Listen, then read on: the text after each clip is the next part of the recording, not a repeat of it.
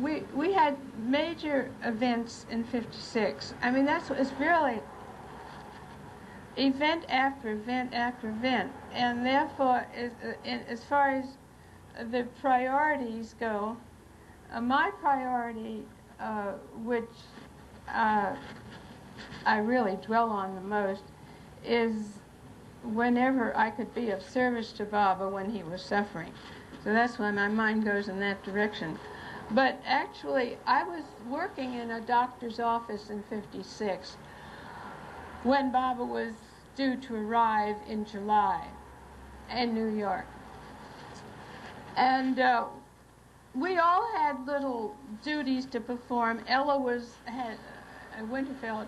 She was going to be at the reception desk, and she would sign in everyone who would have an interview. They were very brief, supposed to be very brief interviews. And I had, in the job I had, I was unable to get away just on the time when the plane was due, and I was just too late to go there, and so I just missed my opportunity to meet Bob at the airport. I did. I needed to pick up a picture of Baba in its new frame to put in the lobby, and so I determined I would do that. And by the time I accomplished that and arrived at the Hotel Delmonico where Baba stayed, there was it was rather late, and Baba had greeted all the workers first, and then he had the interviews after that, so that when I arrived, I missed my chance at the personal greeting. But when I did enter and saw Ella, she said, "Baba's been calling for you. Where have you been?" So that was, I hadn't seen him now for 4 years, and each time, when we saw him in '52, I was at a totally different stage.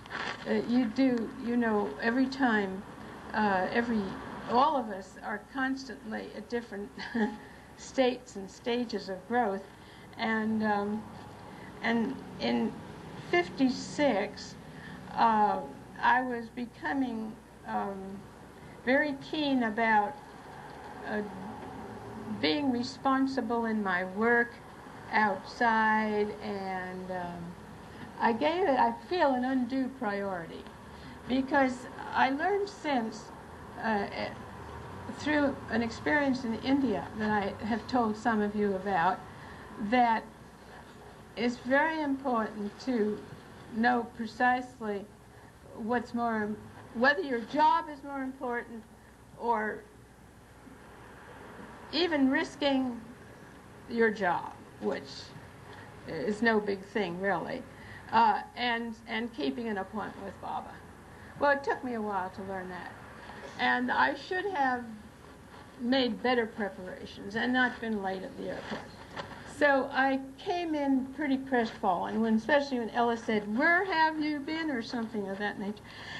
And so nevertheless, in Baba's compassion, he did say that I should go up to his room, Baba's own quarters, where he did see those of us who were more in the service capacity.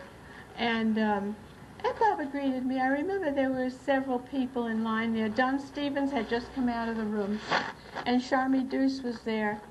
So Baba he didn't even mention it. He didn't mention it at all. But because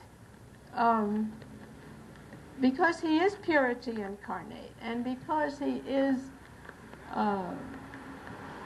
the very essence of what we're trying to become, because he is the God-man. He doesn't have to say anything. You just know, just by his very presence, what has happened. And what happened to me was just sheer failure to understand what I should have put as the main priority of the day. And how did that feel to embrace Baba again after 4 years without seeing him? Well, I think he just creates an atmosphere and an environment of love, and so it's very much like the first embrace in the sense that I always felt Baba was my father and mother.